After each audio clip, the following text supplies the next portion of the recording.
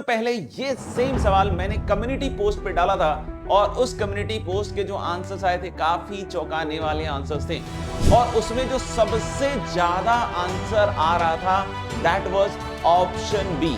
तो आज देखते हैं कि इसका सही ऑप्शन क्या है और करीब करीब अगर मिला के देखें तो 88 से 89% students were wrong in this particular question. Hello बच्चों, नमस्कार, जय श्री कृष्ण, राधे राधे। कैसे सब? आई होप आप सब अच्छे होंगे, मस्ती से पढ़ाई कर रहे होंगे। आई हूं Amarnath Anand, Anna sir, BTech from IT Delhi and स्वागत है आप सभी का इस चैनल पे जिसका नाम है अन्ना अकेडमी कोटा।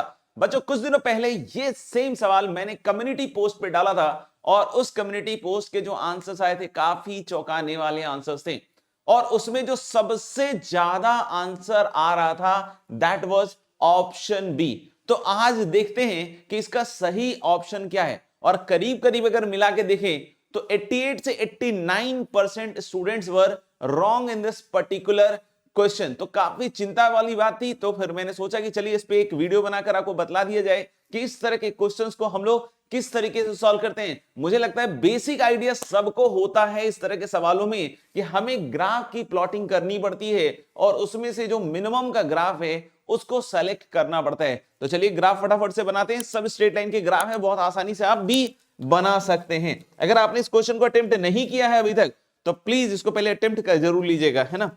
चलिए चलिए चलिए चलिए चलिए ओके, तो सबसे पहले हम किसका ग्राफ बनाने वाले हैं? y equal to 4x plus 1 का।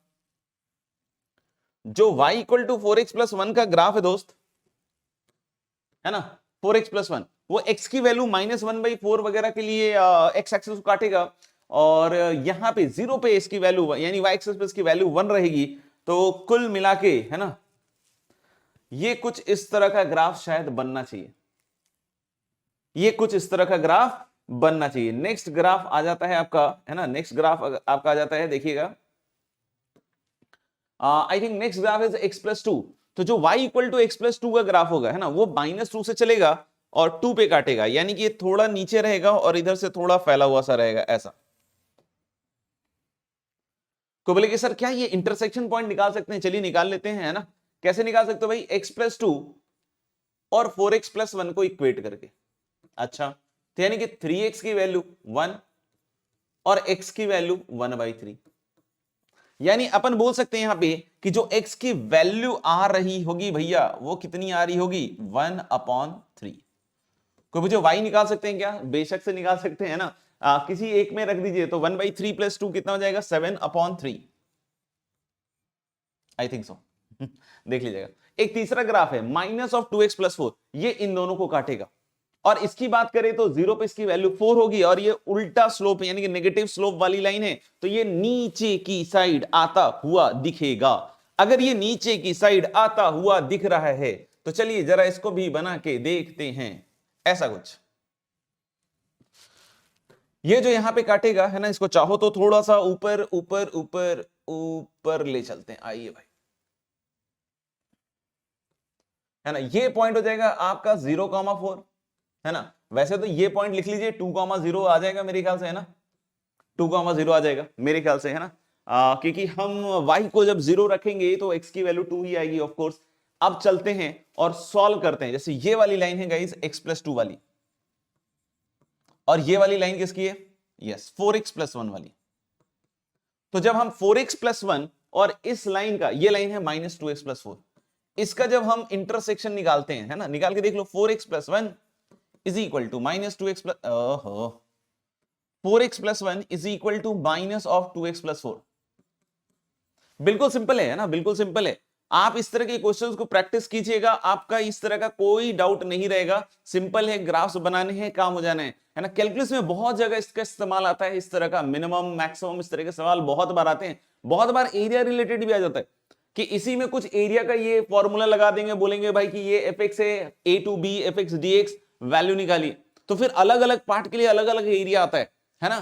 तो हम इसमें सिंपल सी बात कह रहे हैं, कि इस कॉन्सेप्ट को सीखना बहुत जरूरी है। बहुत बार इसी सवाल में क्या पूछ देगा भाई कि number of point of non differentiability of this fx, तो आपको ग्राफ बनाना पड़ेगा, नंबर ऑफ नॉन डिफरेंशिएबिलिटी वाले पॉइंट्स बतलाने पड़ेंगे। यानी this question can be asked in multiple ways,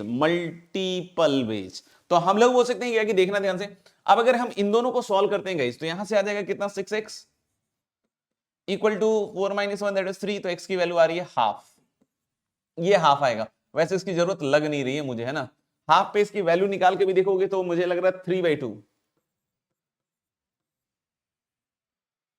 ये थोड़ा सा अजीब सा लग रहा है, थोड़ा सा क्योंकि 1/3 पीछे तो आएगा और हाफ पे इसकी वैल्यू जो होगी, ये 3 होगा, sorry this value will be 3। अजीब सा इसलिए लग रहा था कि ये नीचे होना, मतलब इसके हिसाब से तो ऊपर होना चाहिए, बट ये नीचे दिख रहा था।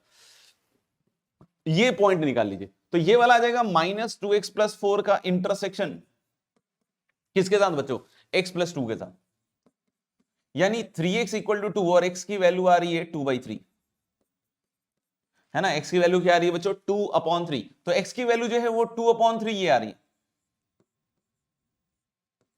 और y की वैल्यू अगर कोई पूछता है इसके कोरस्पॉन्डिंग तो किसी एक पे रख दो, 2/3 + 2 यानी कि 8/3।